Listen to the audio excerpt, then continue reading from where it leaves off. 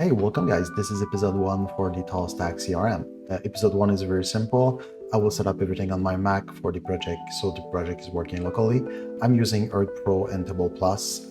My IDE is Cursor, and the only service that I use from Earth Pro is Redis for caching. The database will be SQLite, so no need for MySQL or anything like that. So let's dive in.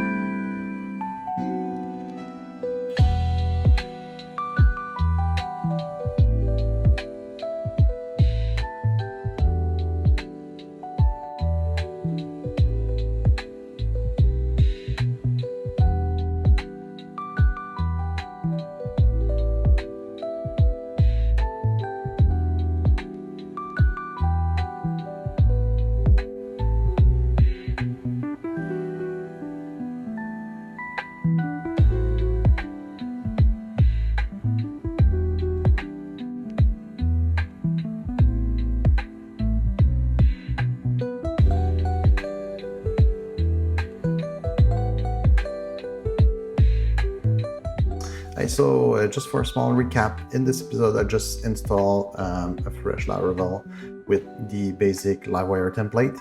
I also migrated the database. I create a fake user, the first user, and I also add in the Vite config this in the server part. So sometimes I don't know why Vite doesn't auto refresh in some browser, and this seems to fix this.